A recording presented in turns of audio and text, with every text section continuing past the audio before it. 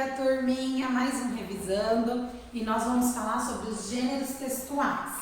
Para que a sua redação fique boa, organizada e adequada, você tem que se atentar ao gênero textual solicitado na sua redação, certo?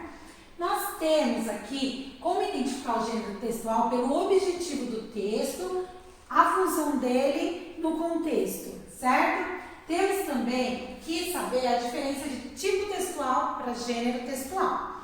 Tipo textual são esses aqui: texto descritivo, texto expositivo, o texto argumentativo, texto injuntivo, texto prescritivo e o texto narrativo.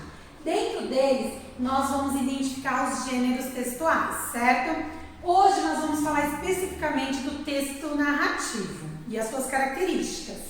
Cada texto, cada tipo de texto, cada gênero textual tem suas características específicas.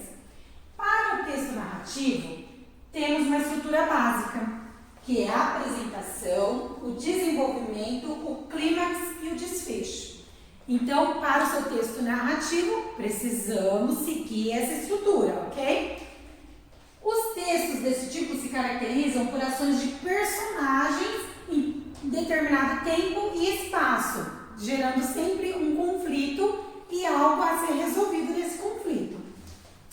Dentro dos textos narrativos, nós temos os romances, os contos, as fábulas, as novelas e as crônicas, cada um com as suas características também, né? Os contos são textos narrativos mais curtos, as fábulas também mais curtas, as novelas são em capítulos, os romances são em capítulos, a crônica também pode ser um texto narrativo mais curto. Quais são os elementos básicos para o texto narrativo? Um narrador, que pode ser observador, pode ser um narrador personagem ou um narrador onisciente.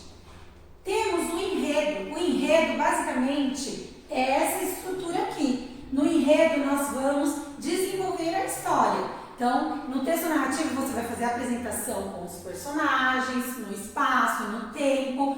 No desenvolvimento, é onde vai surgir o conflito. Depois vem o clímax, que é o ponto mais alto da sua história, do seu texto narrativo, né? Que é o momento em que o leitor fica, né, em suspense, querendo saber o que vai acontecer. E por último, o desfecho, que é a resolução desse conflito. Tudo isso dentro do enredo.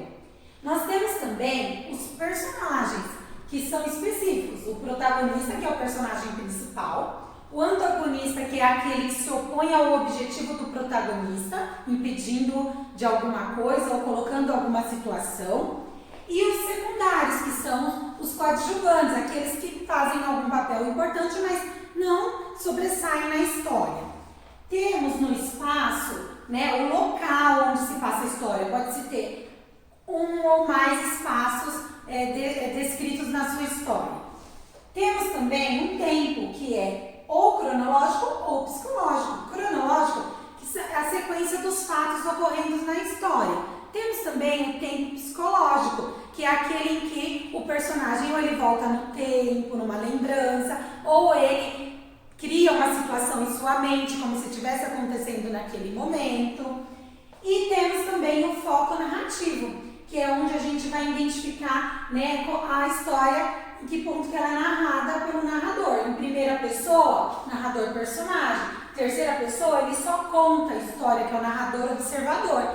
Ou ele pode ser também um narrador onisciente, que ele conta em terceira pessoa, mas ele sabe mais sobre a história, mais sobre os personagens. Parece que ele conhece o interior, o psicológico do personagem. Certo? Essas são as características do texto narrativo. Depois nós vamos ver os demais tipos textuais. Beijinho!